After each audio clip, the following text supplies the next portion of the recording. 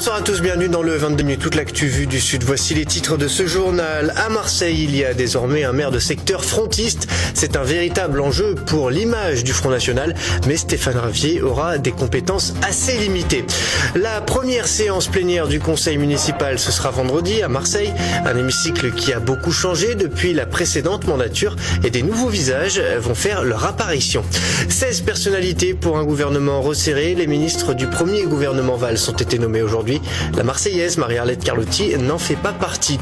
Et puis l'université de Nîmes crée le premier jardin partagé de la ville, implanté sur le site Vauban dans les douves du fort. Ce potager va permettre aux habitants des quartiers et aux étudiants de jardiner.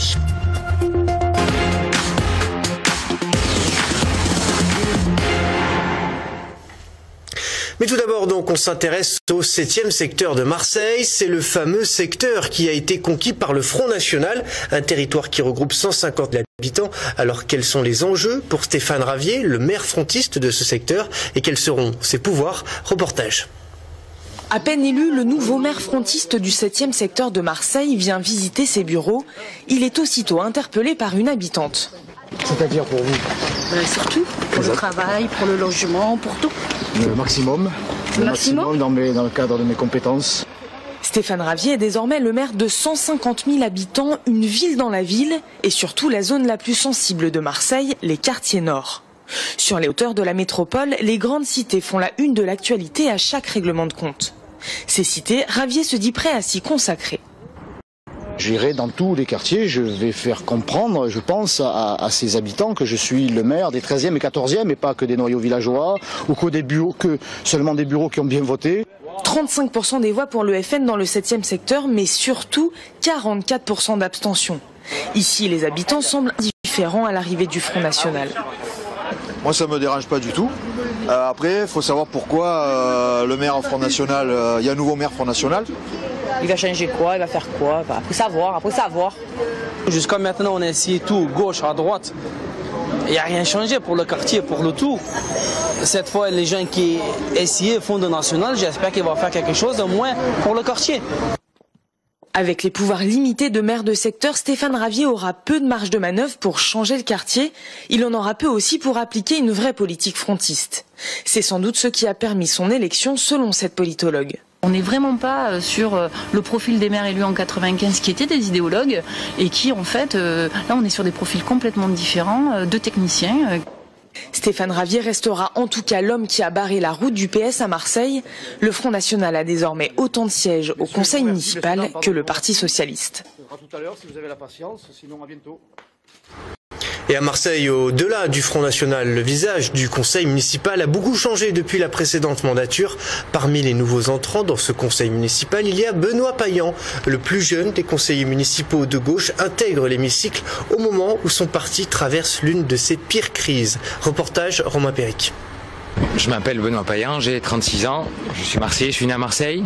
Malgré son jeune âge en politique, Benoît Payan n'est pas un novice dans le domaine. Issu de l'école de notaire de Marseille, il s'est engagé à gauche à seulement 20 ans. La politique, c'est parce que je l'ai dans le ventre, quoi, et que j'y crois, et que je me dis que les choses sont encore possibles, que malgré les difficultés, malgré ce qu'on subit, malgré les insultes, quelquefois, et de plus en plus des gens qui ne comprennent pas ce qu'on fait en politique, surtout quelqu'un qui a 35 ans comme moi, les gens de 36 ans, ne comprennent pas ce que je fais en politique. J'explique, je continue d'expliquer ça. Et vous savez, c'est peut-être un virus où on l'a ou on l'a pas. Moi, je l'ai. Propulsé au devant de la scène au départ par Jean-Noël Guérini, puis par Marie-Arlette Carlotti, dont il était le numéro 2 sur la liste socialiste des 4e et 5e arrondissements, il fera pour la première fois son entrée dans l'arène du conseil municipal vendredi. Je vais essayer de faire entendre la voix, une voix différente au conseil municipal. Je vais essayer de porter les dossiers de manière différente de ce qui a été jusqu'à présent. C'est mon rôle, en tout cas c'est ce que je vais essayer de faire. 8 femmes et 8 hommes du Parti socialiste siégeront à ses côtés pour faire entendre la voix de l'opposition. Pas facile face à l'écrasante majorité de l'UMP et du Front National. À Montpellier aussi, les élections municipales ont changé la donne. Les conseillers communautaires fraîchement désignés se préparent à siéger dans les agglomérations et les communautés de communes. Cette année, proportionnelle oblige, les majorités ne sont pas si simples à établir, notamment à Montpellier agglomération et Béziers Méditerranée, où les oppositions auront leur mot à dire. Les explications d'Olivier Roiran. Jusque-là, à Montpellier, ceux qui dirigeaient la ville contrôlaient aussi l'agglomération. 47 sièges sur 92 étaient occupés uniquement par des conseillers de la majorité municipale.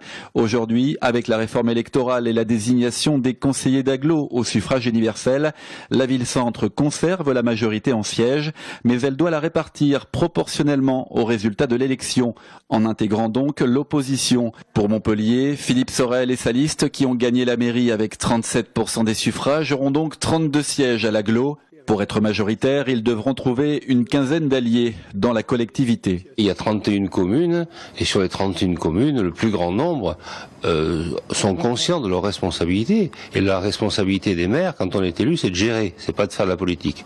Donc naturellement, il y aura une majorité de gestion qui se dégagera, comme elle s'était dégagée depuis toujours autour de Georges Frêche, et comme elle s'est dégagée autour de Jean-Pierre Moore. Je vois pas pourquoi les choses changeraient. Les maires et une majorité stable de Montpellier devront, si vous voulez, imposer une ligne de la gestion, pas la politique. Et c'est bien la conséquence directe de la réforme électorale, la possible politisation des agglomérations.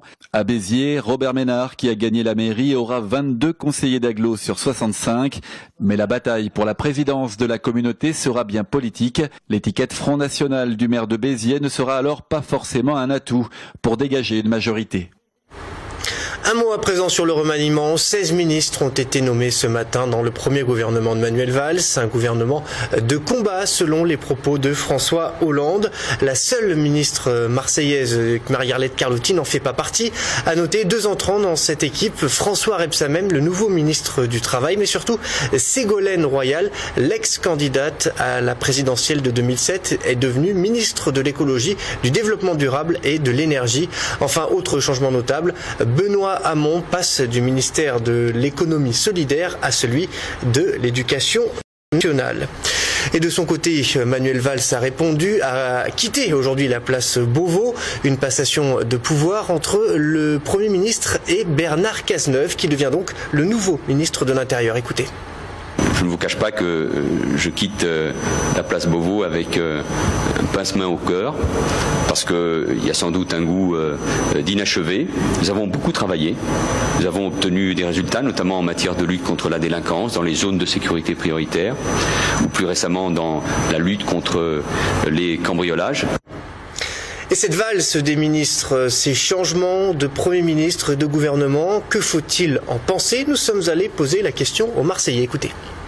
On prend les mêmes, on recommence, mis à part l'entrée de Ségolène Royal, on va dire la plus emblématique. Sinon, en fait, ils ont fait surtout un jeu de chaises musicales, rien n'a vraiment changé. À la limite, Valls, oui, mais Valls ne pourra pas faire ce qu'il veut. Donc déjà, il a été obligé de prendre Ségolène Royal. Donc je ne pense pas que lui, il aurait pris Ségolène Royal. Et Hollande, alors, ça fait 2 ans qu'il a démontré ce qu'il savait faire, c'est-à-dire rien. Je pense qu'il a une extrême bonne volonté, mais de là à arriver à bousculer ces messieurs, ça va être très dur. Nous, on aime beaucoup Ségolène Royal, ouais. Donc c'est une femme courageuse, intelligente, qui a affronté pas mal de difficultés au sein de son parti notamment, et voilà. En bref, la direction de la SNCM a signé une lettre d'intention avec les chantiers STX de Saint-Nazaire pour la commande de 4 nouveaux navires, des navires nouvelle génération baptisés Ropax. Une bonne nouvelle pour les salariés de la SNCM qui restent cependant vigilants. Ils attendent toujours la signature définitive de cette commande. Ils vont d'ailleurs rencontrer la nouvelle ministre des Transports, Ségolène Royal, dans les prochains jours. C'est un quartier qui a longtemps fait les gros titres, règlement de compte et trafic de stupéfiants. Le Clos-la-Rose a même été menacé de destruction par le précédent préfet de police Alain Gardère. Mais aujourd'hui, les dealers ont été chassés du bâtiment qui abritait les trafiquants de drogue dans ce quartier marseillais. Et ce sont les associations qui ont investi les lieux. Marguerite Kioch. De l'art contemporain proposé par des collégiens. Dans l'appartement qui sert de salle d'exposition, rien ne laisse penser que cet endroit a symbolisé la lutte contre les trafics de drogue et les règlements de compte à Marseille. Sauf peut-être cette œuvre d'art. Ça fait un peu référence au quartier, parce qu'il y a eu beaucoup de problèmes avec les armes, tout ce qui est règlement de compte et tout. En fait, nous, on montre qu'il y a l'arme et elle est encore ça en fait, elle fait pas de mal. C'est pour faire venir les gens, pour comme ça, ils voient que ça a changé, c'est plus comme avant. Et c'est un quartier là où il n'y a pas d'embrouille. plus d'1 an, l'immeuble était encore squatté par les dealers. Après l'expulsion du trafic par la police, des associations et le bailleur social, soutenu par la préfecture, ont voulu réinvestir les lieux.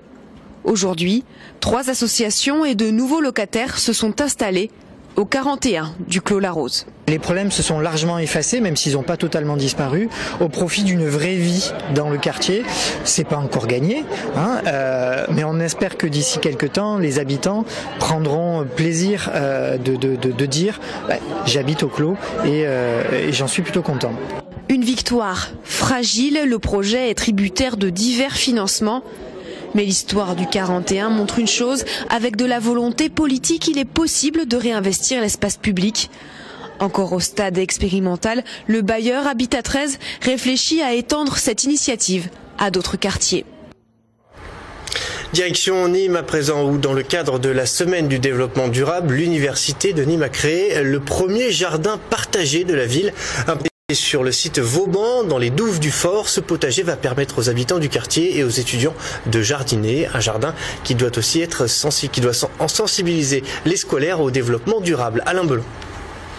Ici on bine, on bêche et on plante et au-dessus on étudie. Bienvenue dans les douves du Fort Vauban, site universitaire nîmois qui a inauguré sur 100 mètres carrés son premier jardin partagé. L'idée c'était de partager un espace avec différentes populations autour de la biodiversité. Donc des étudiants, du personnel, des gens du quartier et des écoles alentours. Les personnes qui se sont inscrites peuvent venir librement au jardin quand ils veulent durant la semaine par exemple, et ils peuvent accéder aux outils qui sont dans le cabanon. Donc on a tout le matériel qui est sur place, on a des semis. Une trentaine de jardiniers sont inscrits. 20 sont des habitants du quartier Gambetta et une douzaine font partie du personnel et des étudiants de l'université. J'attends surtout du partage à la base.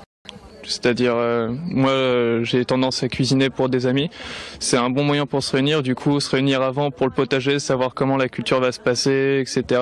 Organiser l'espace pour un maximum de production sur quelque chose de restreint, c'est quelque chose qui m'intéresse aussi. Un intérêt voulu et pensé par Nîmes qui, dans le cadre de sa mission de développement durable, a lancé en 2010 un plan vert. Il nous a permis par exemple d'acheter des voitures électriques, de favoriser le covoiturage, d'intégrer des modules de développement durable dans le cadre de nos enseignements à l'université, de développer des formations spécifiques. Nous avons un master par exemple psychologie environnementale qui porte véritablement sur ces questions-là, et de mener des opérations de plus grande envergure comme celle d'aujourd'hui sur le jardin partagé. Pour l'heure, seuls du thym, du romarin et de la lavande ont été plantés, mais les légumes suivront, comme quoi à l'université on ne cultive pas que les neurones.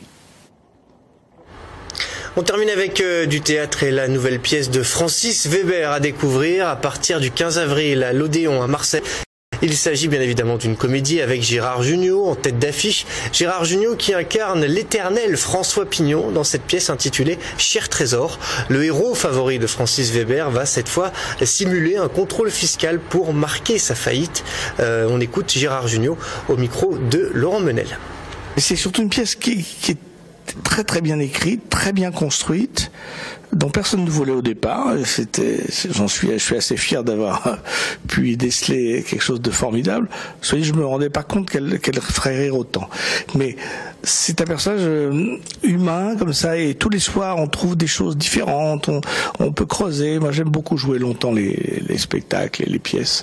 On a le temps de s'installer, donc de plus avoir peur, de très très dégager du texte et de pouvoir justement gratter en profondeur, un peu comme les coquilles de crabe, pour trouver un nouvel effet ou en perdre un, en regagner un. C'est très très passionnant.